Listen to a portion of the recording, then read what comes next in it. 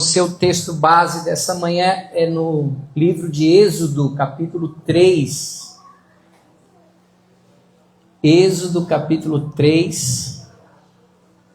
Depois nós vamos ler mais um pouquinho do início do capítulo 4. Eu quero dar um bom dia com alegria para o pessoal que está nos assistindo lá do HU, Hospital Universitário. Nossa querida irmã Vilma está lá com o nosso guerreiro François. E aí ela já está lá como uma boa evangelista, né? Fazendo visita nos quartos, mesmo com o filho enfrentando uma doença rara, está lá sendo muito bem tratado no HU. E ela já está falando do poder e do amor de Jesus Cristo para o pessoal que está lá internado. E o pessoal já está... Ela disse, pastor, dá um alô, um bom dia para o pessoal que vai estar assistindo a live hoje. Então, Deus os abençoe. Deus os visite nessa manhã fortalecendo vocês. Estamos aqui em oração por cada um de vocês. Vilma já passou alguns nomes. Nós estamos crendo no milagre, crendo na cura, crendo na restauração física de cada um de vocês também, em nome de Jesus. Amém? Êxodo 3, verso 1 ao 12, diz assim: Apacentava Moisés o rebanho de Jetro, seu sogro, sacerdote de Midian, e levando o rebanho para o lado ocidental do deserto, chegou ao monte de Deus, a Horebe.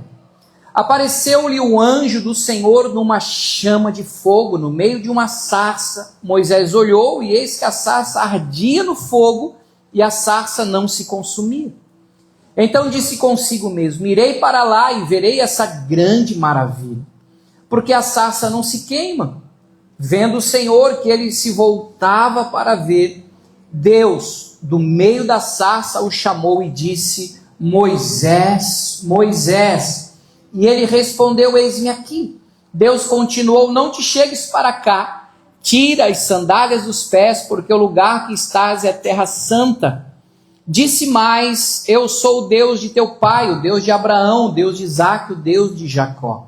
Moisés escondeu o rosto porque temeu olhar para Deus.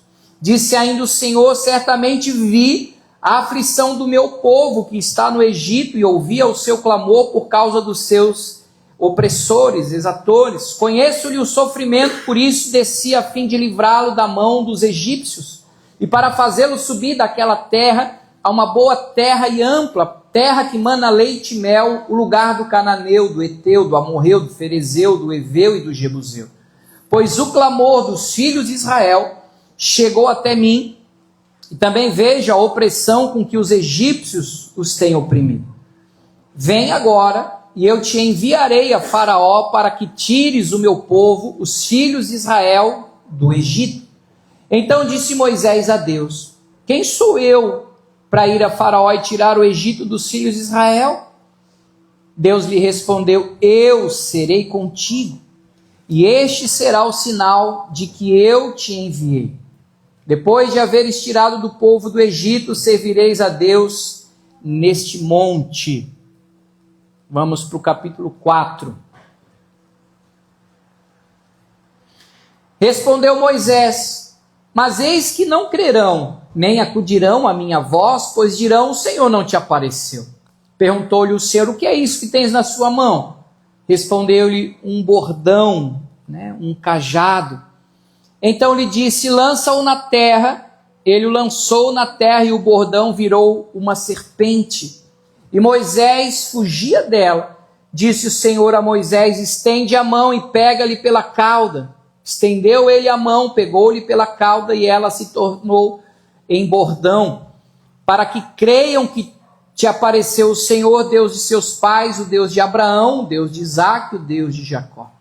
Disse-lhe mais o Senhor, mete agora a mão no peito, e ele o fez, e tirando-a, eis que a mão estava leprosa, branca como a neve.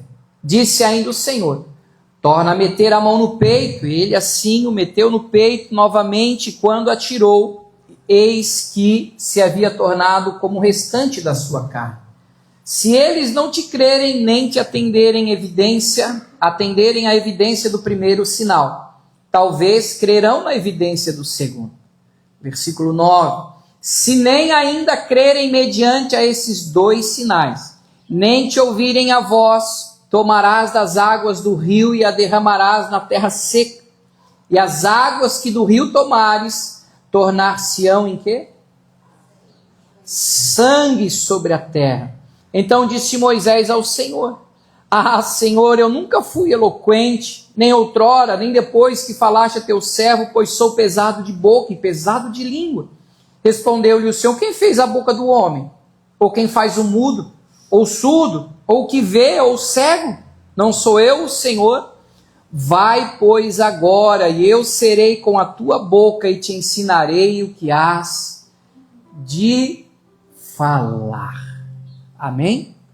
Feche os teus olhos. Pai, em nome de Jesus, nós somos gratos por iniciar mais uma semana, de podermos iniciar o nosso inverno, uma nova estação, por mais que pareça desafiadora. O Senhor é conosco. O Senhor é aquele que está à nossa frente. E como igreja, como família de Cristo aqui em Florianópolis, desde já oramos para que toda a previsão que há sobre o clima e o tempo, sobre o El Niño, sobre todo o Brasil. Senhor, por mais que haja tecnologia, por mais que hajam previsões assertivas, é uma previsão. E eu creio que a oração do justo, ela tem grande poder para mover a mão de Deus sobre a terra. E que tu possas mover tudo aquilo que estão prevendo de chuvas intensas e fortes, de catástrofes, de coisas destruidoras, desde o Rio Grande do Sul até a região centro-oeste do país e norte e nordeste. Senhor, nós pedimos como teus filhos, dá ordem aos teus anjos para virem sobre a nossa nação. Cremos na salvação e na restauração do povo brasileiro. E não em juízo, não em destruição, não em catástrofes. Se o inimigo veio para matar, roubar e destruir, o Senhor Jesus disse no Evangelho de João: eu vim para que vocês tenham vida e vida em abundância. Aqueles que trabalham, Senhor, com agricultura, aqueles que precisam de clima favorável, naquilo que eles estão plantando e aguardando a colheita. Deus, por graça, por misericórdia, favorece eles, Senhor, nesse inverno, favorece eles nessa estação, e que passe longe do Brasil tudo aquilo que eles estão prevendo, Senhor. Nós não seremos refém do medo, mas nós levantamos o escudo da fé e declaramos tempo favorável de Deus para o Brasil. Porque agindo tu, Senhor, sobre a nossa nação, ninguém vai poder te impedir. Pois o Senhor é soberano sobre todos os povos e nações. E nós estamos aqui suplicando como teus filhos amados, a tua compaixão. Assim como o Senhor ouviu o clamor do povo hebreu, depois de 400 anos de opressão de Faraó e do Egito, ouve a oração do teu povo no Brasil, para mudar a nossa sorte, a nossa história, e que Cristo seja exaltado e glorificado sobre a nossa nação brasileira. Fala conosco nessa manhã, Espírito Santo de Deus, à luz da tua palavra. Revela a tua boa vontade sobre as nossas vidas, pessoas que querem o bem, para que o Senhor nessa manhã esteja restaurando os nossos corações, assim como um dia o Senhor restaurou o coração de Moisés. Em nome de Jesus, amém, Senhor. Amém, queridos? Graças a Deus. Restauração do coração. E eu não estou falando do coração físico, nosso órgão muscular, que bomba sangue, que se parar, já é. Mas, na Bíblia, coração é o lugar espiritual onde Deus habita. E todo mundo aqui já deve ter visto ou desenho, ou filme, ou já leu a história de Moisés. Né? Tem desenho, tem filme, enfim. E Moisés nasceu debaixo de uma sentença de morte, porque o povo hebreu estava crescendo e se multiplicando igual coelho, e Faraó disse, não tem que dar um jeito nos caras, que daqui a pouco eles são mais numerosos do que nós na nossa terra. Sem ser escravos, se tornaram escravos. E aí, Faraó disse, toda criança hebreia que nascer do sexo masculino, matem. Joguem para os crocodilos no rio, os soldados podem ter autorização para entrar na casa e assassiná-los, e por aí vai. E aí, quando Moisés nasce, a sua mãe, chamada Joquebede, fala, meu Deus, mas que criança linda. Cuti. Eu não vou dar o meu filho para os soldados egípcios. Eu vou dar ele para Deus. E ela consegue esconder ele por alguns meses, e quando já não tinha mais como esconder ele, você conhece a história, ela coloca ele num cestinho de vinho, coloca na beira do rio, lá perto onde a filha de Faraó se banhava com as suas damas, e a irmã dele ficou de olho. E quando elas escutam o choro do menino, elas vão lá, resgatam ele, por mais que identificaram a fisionomia dele como sendo hebreu, falou, não vou fazer, não vou cometer essa loucura, eu vou adotar ele. Mas como é que nós vamos dar leite? Não precisamos dar... Aí a irmã de Moisés, ei, conheço uma moça, e olha que o leite dela é top. Chama ela para... Aí você já conhece, o golpe está aí, cai quem quer, né? E aí, a própria mãe de Moisés amamentava ele, ajudou a cuidar dele, só que agora com o melhor que tinha no Egito. Melhor comida, melhor roupa, até que ele pudesse crescer um pouco mais e ir morar, literalmente, no palácio, junto do faraó. E ali ele cresce, se desenvolve e é preparado para ser um príncipe do Egito, até os seus 40 anos. Essa foi a primeira fase da história de Moisés. E aí quando ele entende que ele não era egípcio e que ele era um hebreu, e o povo dele estava sendo assassinado, oprimido, maltratado, ele tem um insight que Deus me permitiu viver com um propósito. Ele entendeu isso. E Deus me chamou para ser o libertador do povo hebreu.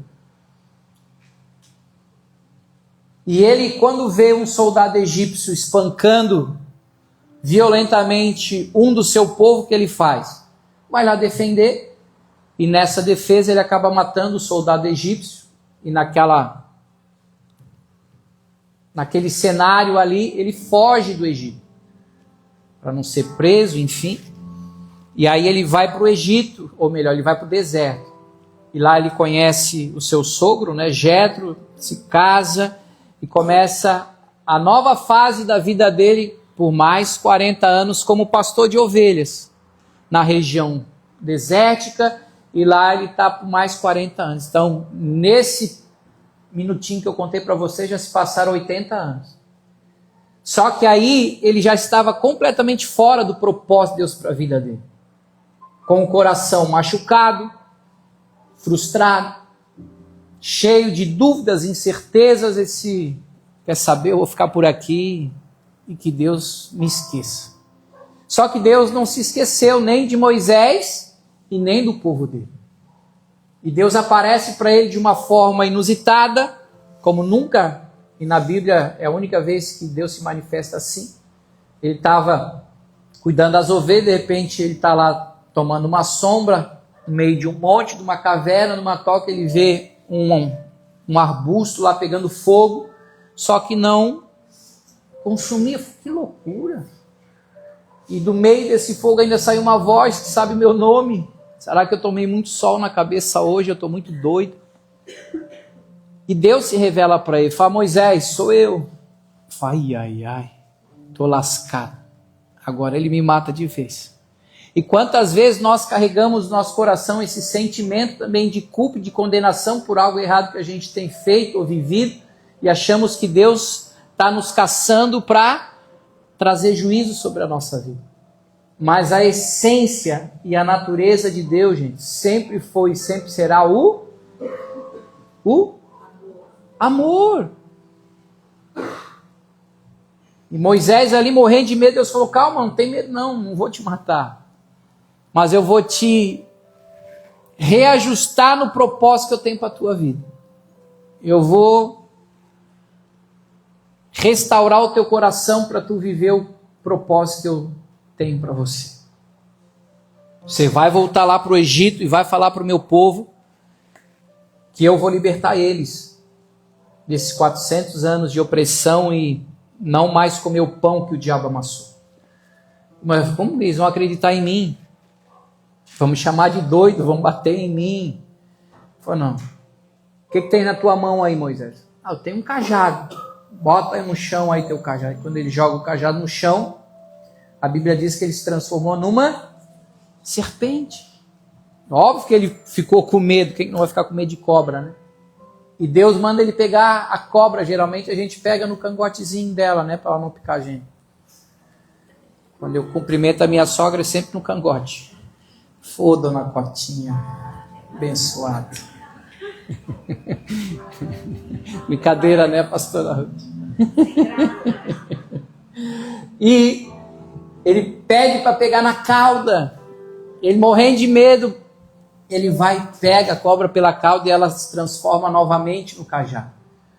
Se o povo não crê nesse sinal, tu vai botar a mão sobre o teu coração, teu peito, e ele vai virar uma mão leprosa. Ele apavorou, né? Porque quando ele tirou a mão do peito, a mão dele estava toda branca. Se ele fizesse assim, já ia cair as pontas do dedo tudo podre. Calma, bota de novo no peito. Aí ele botou de volta no peito. Quando tirou, estava normal novamente. Ele ficou aliviado. Se vocês não crêem nem nesse primeiro sinal, nem nesse segundo, quando chegar lá no Rio Nilo, tu vai pegar um bocado da água do Rio Nilo, vai jogar na terra e ela vai se transformar em sangue.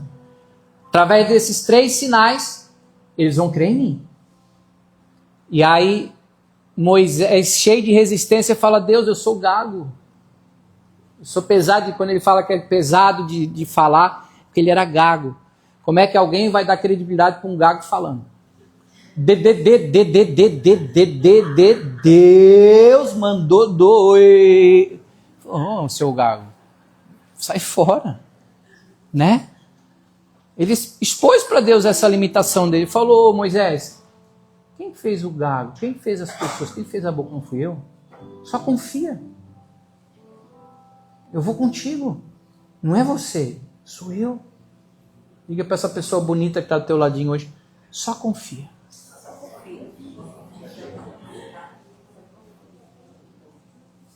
Então, a gente enxerga 3 fases da vida de Moisés, né? 3 estações. Príncipe do Egito, pastor de ovelha e libertador. Que dali ele volta e Deus o usa com um grande poder para executar o juízo sobre o Egito. As 10 pragas, ele liberta o povo e sai da terra do Egito para levar o povo para a terra de Canaã. E eu quero que você possa nessa manhã entender que assim como Deus se revelou e manifestou a bondade dele para sarar e curar o coração de Moisés, Deus te trouxe aqui nessa manhã para restaurar o seu coração também. Porque o nosso coração precisa estar bem. Provérbios 4, 23 diz claramente que sobre tudo que se deve guardar, guarda o coração, porque dele procedem as fontes da vida. A Bíblia vai dizer: filho meu, dá-me o teu coração. Então o que Deus quer de nós, gente, Não é o teu carro, não é o teu dinheiro. Deus quer o nosso coração. Jesus disse, olha, onde tiver o teu tesouro, aí estará o teu coração. Então, Deus está perguntando para mim e para você nessa manhã, qual é o teu maior tesouro? O que os teus olhos brilham? O que o teu coração... Sabe quando você começou a namorar que parecia que saía borboleta do teu estômago? Você...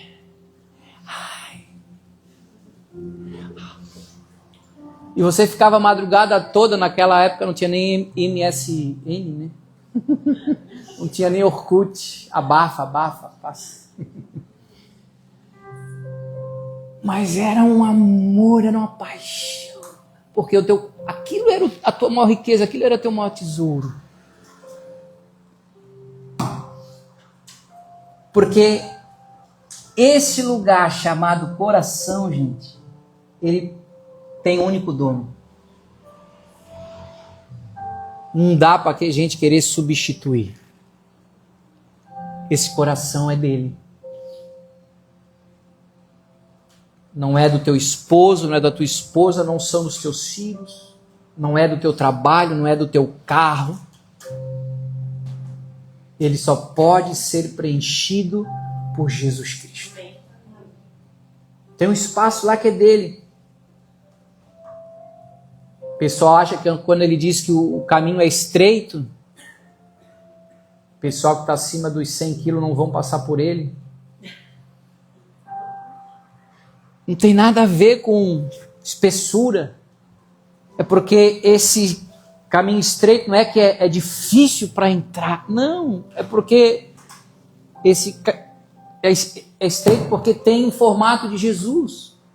Então, existe igual quebra-cabeça, tem uma pecinha aqui do coração que só vai encaixar Jesus. E se a gente tentar substituir, sabe quando às vezes a gente quer enjambrar, tem uma como é que chama?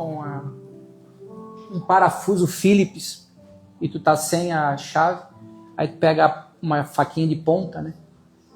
Não, dá. Aí tu gira ali para apertar o parafusinho e fica todo espanadinho, todo torto, todo ruim. Ah, tá bom, funcionou. Às vezes a gente quer fazer essas gambiarras com Deus, fala, Deus, deu legal. Moisés tentou, gente. Fala, tu me chamou para ser libertador, beleza, eu vou lá. Só que ele quis fazer com o braço dele, ele quis fazer do jeito dele, ele quis fazer com o entendimento dele. Deu ruim. Ele cansou, se frustrou, fugiu, se tornou refém do medo, do passado. E Deus teve que ir lá, literalmente, dizer, agora tu vai fazer do meu jeito, não do teu. Romanos 12:2 diz que nós precisamos renovar a nossa mente, nossa mentalidade, ou seja, o nosso coração. E não vos conformeis com este século, esse tempo, mas transformai-vos, pela renovação do quê? Da vossa mente. E aqui é alma, aqui é coração. Para que experimenteis qual seja a boa, agradável e perfeita vontade de Deus. A vontade de Deus é que o povo continuasse na escravidão do Egito, sim ou não? Não, né? A vontade de Deus é que Moisés fosse pastor de ovelha lá do sogro do Jetro, no deserto? Não. Então Deus teve que renovar e transformar e restaurar o coração de Moisés para poder ele ser enviado por Deus e viver o propósito.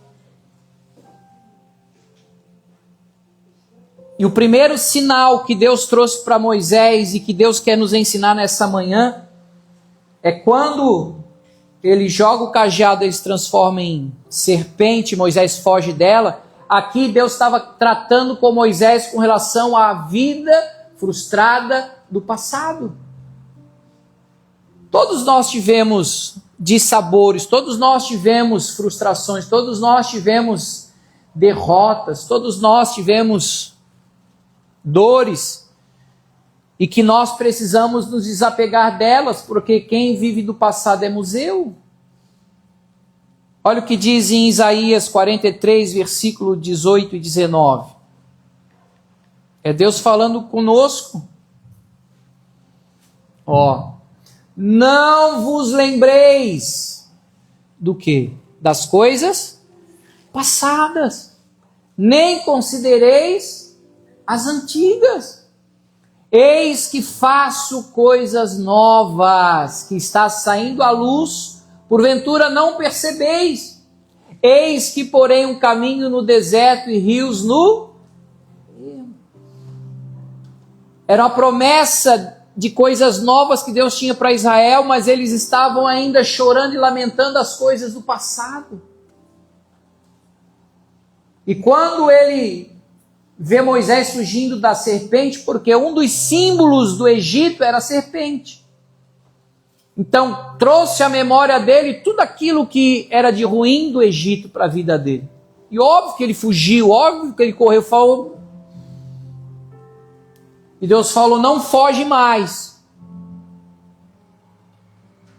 Pega ela pela cauda, mas vai me picar, vai me matar. Se tu ficar fugindo do teu passado, tu vai morrer mesmo.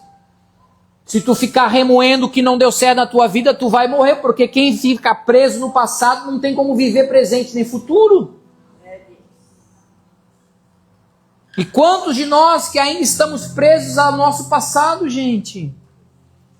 Passado, Deus não está mais lá, não. Deus está aqui, ó, presente. Por isso que o nome é presente. É presente. Nós está vivo aqui, é presente. Não só no sentido tempo, mas sentido presente. 2 Coríntios, capítulo 5, versículo 17.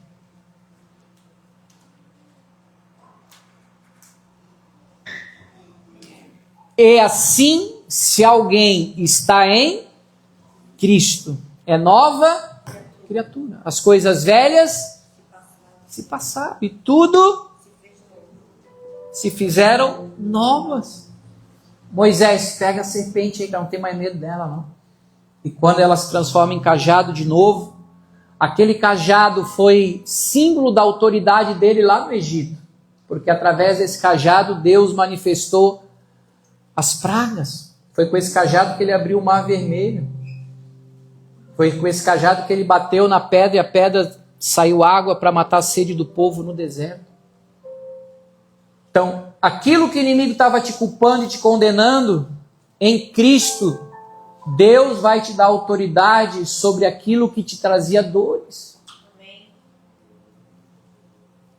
Porque Deus não está olhando para o nosso passado de fracasso, Ele está olhando para nós hoje com a nossa fé e esperança em Cristo. E Ele diz, eu dou a minha autoridade para vocês. Para expelir demônio, para curar doente, para falar numa língua nova.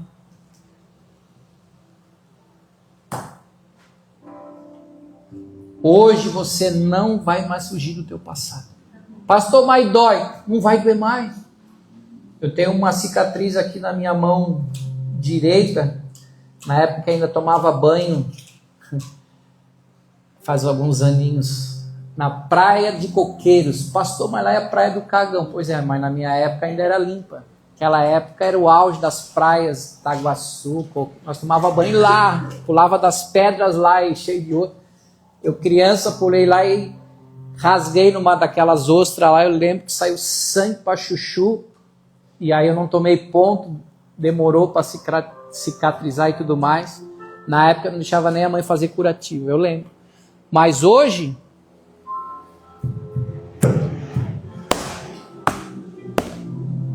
sobrou o quê? Só a cicatriz. Não dói mais, pastor? Não. Tem como esquecer? Não, está aqui, com a marca. Mas não me limita mais. Você entendeu? Porque Deus curou. E às vezes as pessoas ficam procurando Deus no passado. Mas por quê? Por quê? Irmão. Por isso que o retrovisor do carro é grande e o retrovisor é pequeno. É só para dar uma olhadita e dizer, eu tenho que andar para frente. Diga para o teu irmão, tu não é Siri para andar para trás. Tu é gente para andar para frente. Amém? Provérbios vai dizer: deveras haverá bom futuro, pois a tua esperança não será frustrada. Quem que é a nossa esperança? Cristo. Cristo é a nossa esperança. Amém? E aí, o segundo sinal que Deus trouxe para Moisés foi: se eles não crerem nesse, pelo menos vai estar curado do teu passado. Aí, bota a mão no seu peito. Aí, ele botou na mão no peito, quando ele tirou, ele ficou apavorado porque a mão dele estava leprosa. Ou seja, aquela condição de lepra, Deus estava mostrando para ele que assim estava o seu coração. Coração leproso, coração doente, coração contaminado, coração corrompido.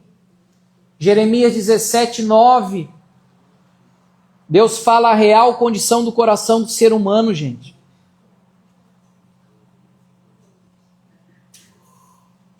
Enganoso é o coração mais que todas as coisas e desesperadamente corrupto. Quem o conhecerá? Eu, o Senhor, esquadrinho o coração, eu provo os pensamentos, isso para dar a cada um segundo o proceder, segundo o fruto das suas ações. Moisés, teu coração está corrompido, Moisés. Precisa de um coração novo. Esse teu coração velho aí não vai te levar a lugar nenhum. Ou melhor, veio te deixar 40 anos no deserto. Mas hoje eu vou curar o teu coração para que tu possas voltar lá e viver o propósito de Deus para a tua vida. Amém.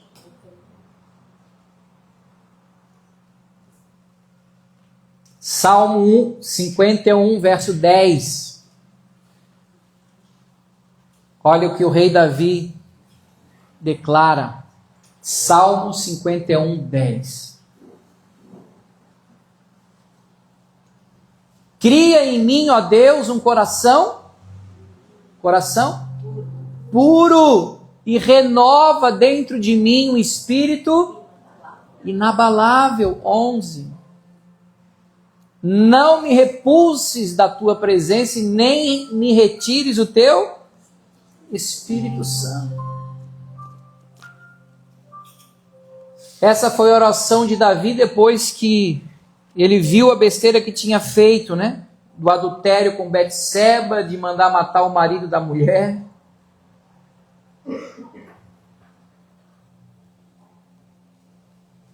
E a Bíblia vai dizer em Atos que Davi era um homem segundo o coração de Deus. Mas como que um homem que foi adúltero, assassino, Deus fala que é um homem segundo o coração dele, pastor Guto? Porque nós buscamos a perfeição na nossa performance. Nunca vai ter perfeição na nossa performance como pessoas de fé, porque nós somos seres humanos. Agora, o que significa esse coração segundo o coração de Deus? Exatamente esse coração quebrantado. Esse coração que quando erra fala: Deus, estou arrependido do que eu falei, do que eu fiz, do que eu deixei de fazer, me perdoa. Porque o quebrantado do coração é você quebrar o teu ego. E hoje em dia nós queremos massagear o nosso ego. Nosso coração. Não sei se você já pescou baiacu. Eu fui um grande pescador de baiacu. Quando faz uma coceguinha na barriguinha dele, pastor? Só que eu era maligno, aí pegava o baiacu todo inchadinho, jogava na pedra, e não morria, gente. Estourava ele nas pedras, soltava ele e saía. Meu Deus, parecia até um demônio. E a gente quer que a turma faça massagem no nosso ego, né? Inflama ele, fica inchadinho. Glórias a mim. Isso te afasta de Deus. Agora, quando você tem a humildade, a gente falou tanto sobre humildade mês passado, né? Os que se humilham, Davi se humilhou. Ter um coração segundo o coração de Deus é você se humilhar. Profeta 2 Crônicas 7,14 vai dizer: se o meu povo, 2 Crônicas 7,14, Franquezinho, que se chama pelo meu nome, se humilhar e orar e buscar e se converter, ou seja, se arrepender dos seus maus caminhos, então eu ouvirei dos céus, perdoarei os seus pecados, aqui sararei, pode ser também restaurarei a sua terra, o seu coração. Deus tem restauração para nós, gente. Deus não quer exclusão, Deus quer restauração. Tu entendeu, Moisés? Entendi, eu preciso de um coração novo. Então eu vou te dar um coração novo, bota a mão de novo aí. Quando ele tirou a mão já estava curada, sem lepra. E nessa manhã Deus vai fazer uma cirurgia cardíaca para te dar um coração novo. Um coração que volte a sonhar, que volte a se alegrar, que volte a ser puro no sentido, pastor, mas essas pessoas não querem o bem, elas estão com segundas intenções. Aí o problema é delas. Agora eu vou continuar sendo puro, eu vou continuar sendo inocente, eu vou continuar sendo bobinho, não tem problema, mas meu coração vai ser puro. O que ela vai fazer com que a gente vai ajudar ela, o problema é dela. Vai se entender com Deus. Agora o meu papel como cristão, meu papel como filho de Deus, é levar a libertação para ela, levar a salvação para ela, levar as boas novas para ela. Amém? E por último, antes da água em sangue, só para ficar bem amarradinho, Ezequiel 36, 26, 27. Essa é a promessa de Deus para nós. Dar-vos-ei um novo coração, porém dentro de vós espírito novo. Não é velho, o velho rançoso, o velho novo. Tirarei de vós o coração de pedra e darei um coração de carne. Porei dentro de vós o meu espírito e darei que andeis nos meus estatutos, guardeis os meus juízos e os observeis. Só assim é possível a gente se relacionar com Deus, gente. Se não for através do Espírito de Deus, esquece. É por isso que Deus apareceu no fogo. Mateus 3,3 diz, João Batista dando testemunho de Jesus.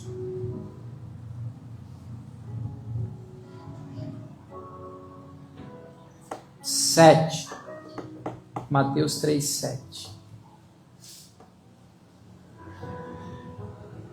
Não, acha para mim aí quando João Batista, acho que é o 4 então, fala que eu vim para batizar com água, mas Jesus veio para batizar vocês com o Espírito Santo e com fogo.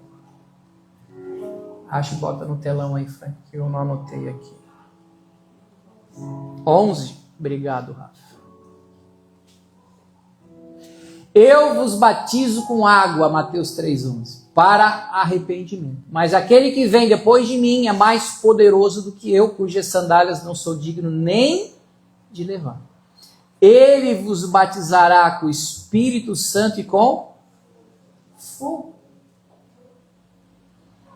Moisés foi cheio de Deus para voltar para o Egito e libertar o povo.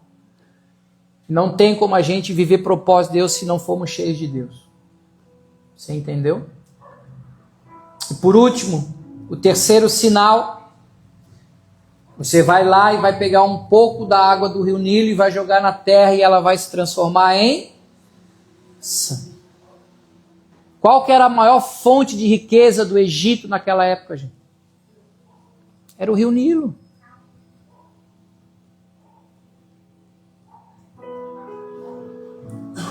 Era o rio Nilo. Os deuses que eles reverenciavam, que vinham do Nilo.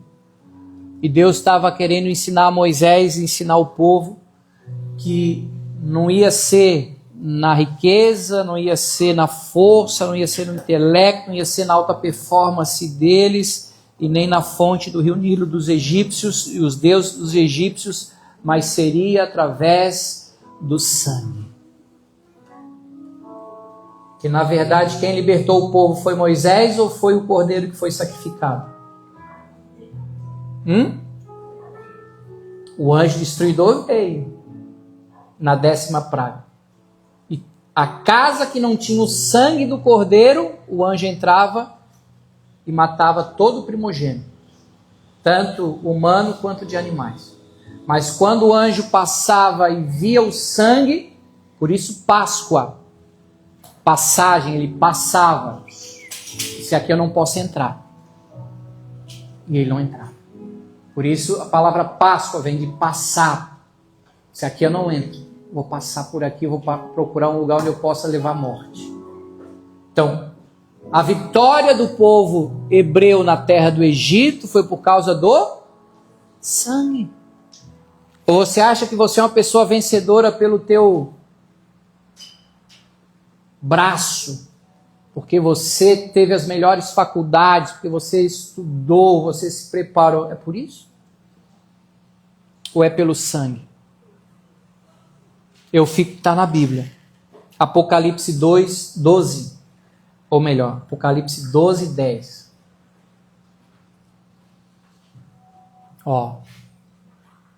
Então ouvi uma grande voz do céu, proclamando: agora veio a salvação, o poder e o reino do nosso Deus e a autoridade do seu Cristo, pois foi expulso o acusador de nossos irmãos, o mesmo que o acusa de dia e de noite, diante do nosso Deus. Pois eles o venceram por causa do quê? Do sangue do Cordeiro e por causa da palavra do testemunho que deram, e mesmo em face da morte, não amaram a própria vida.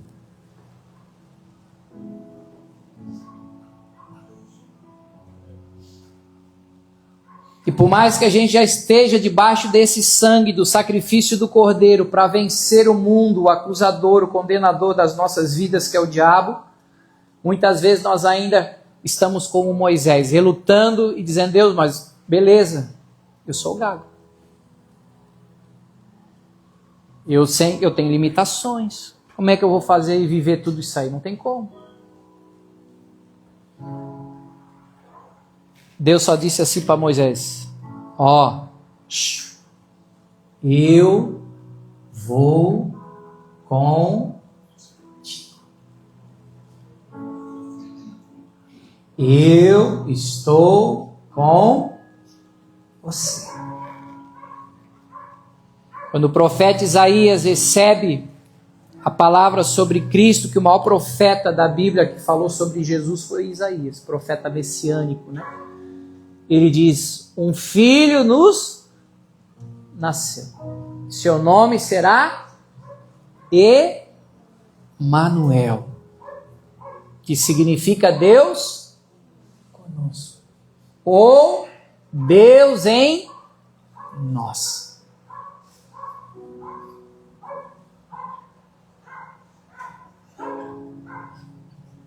Jesus disse: eu vou para o Pai preparar morada para vocês, mas eu vou enviar um outro Consolador. Esse vai morar em vocês. Vai ensinar tudo, vai dar poder, vai dar autoridade, vai dar capacidade, vai convencer, vai fortalecer. É o Espírito.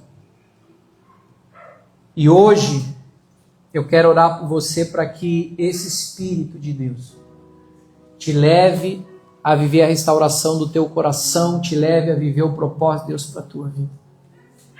Para que você não esteja numa estação fora da estação que Deus tem para ti. Porque vai haver estações, vai haver tempos, mas nós precisamos identificar qual é a estação que Deus tem para nós hoje. Porque Moisés ainda estava querendo ver a estação de príncipe do Egito. Falou: não é isso que eu tenho para ti. Não é para ser pastor de ovelha. A estação que eu tenho para ti é para você libertar o meu povo da terra do Egito.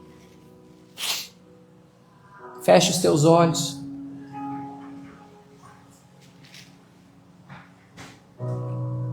Primeira Coríntios, capítulo 1, verso 27 e 29. Você que está anotando, abre o olho e anota, né? Se você não está anotando, permaneça com o olho fechado.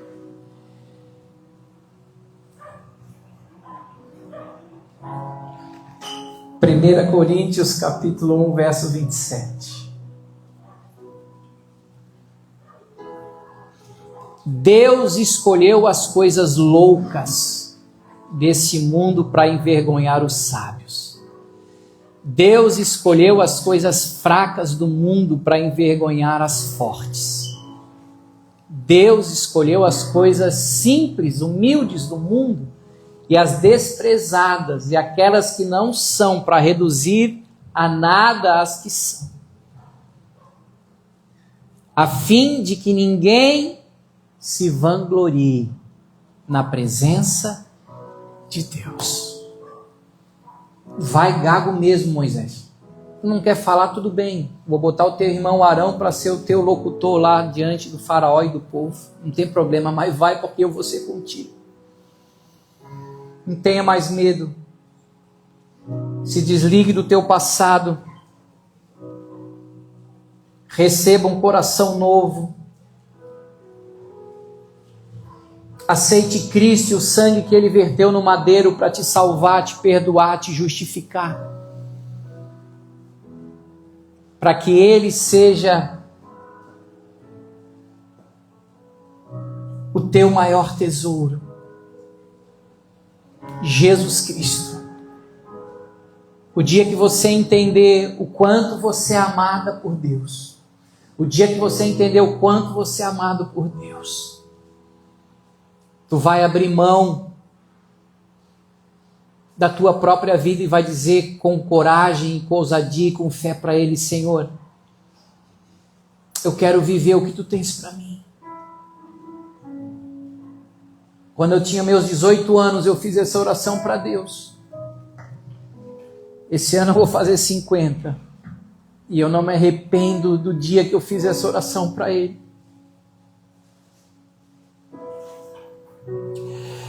E se eu tivesse que voltar lá atrás e fazer essa mesma escolha, eu ia dizer para Deus: Deus, toma a minha vida. Eu quero viver o teu propósito para a minha vida.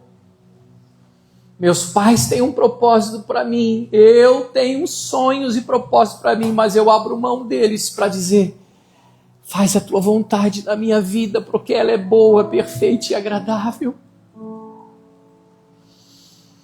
Me dá esse coração, um coração parecido com o teu, um coração segundo o coração de Deus. Eu sei que eu não sou perfeito. Eu sei que muitas vezes eu já machuquei pessoas aqui na igreja, porque eu sou humano, eu falho. Às vezes eu falo o que eu não devo, às vezes eu faço o que eu não devo. E que você me perdoe por aquilo que te machucou. Mas eu quero te dizer e te encorajar: olha para Jesus, porque Ele não vai te machucar. Olha para Jesus, porque Ele não vai te frustrar. Olha para Jesus, porque Ele não vai te decepcionar. O amor dEle é perfeito. A vontade dEle é agradável, é boa. E nessa manhã, Ele quer nos encher do seu Espírito Santo. Ele vai romper com o teu passado.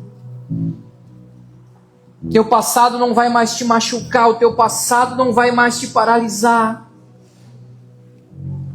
Vai ficar só uma cicatriz. Aonde estão aqueles que vão entregar o coração para Jesus nessa manhã? Eis que estou à porta e bato. Se alguém abrir o coração, eu vou entrar e vou cear com Ele. Eu vou ter mesa com Ele, eu vou ter comunhão com Ele.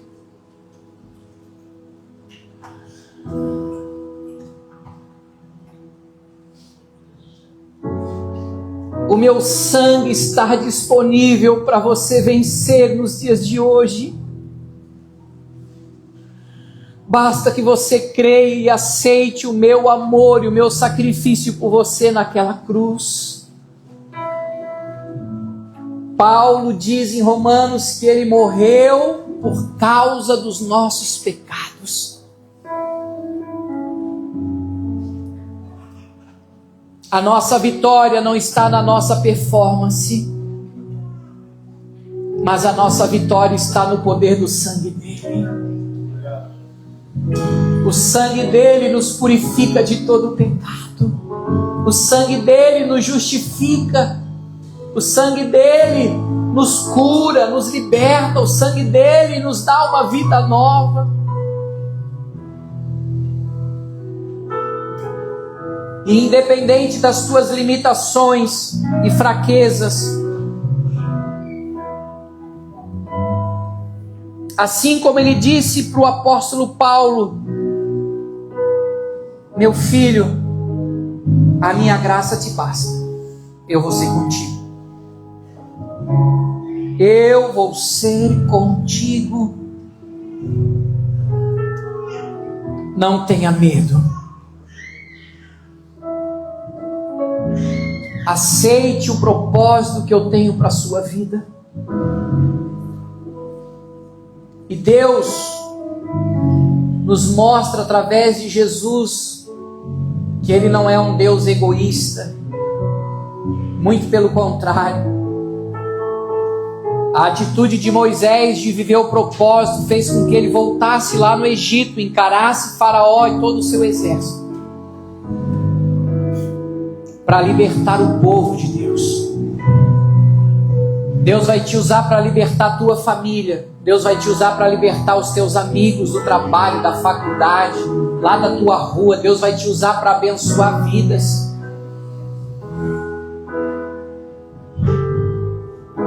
Há muitas pessoas que precisam sair do Egito, sair do cativeiro. E Deus está levantando você para ser boca de Deus. Você será aquele que vai levar, você é aquela que vai levar as boas novas. Boas novas, boas novas para muitas pessoas.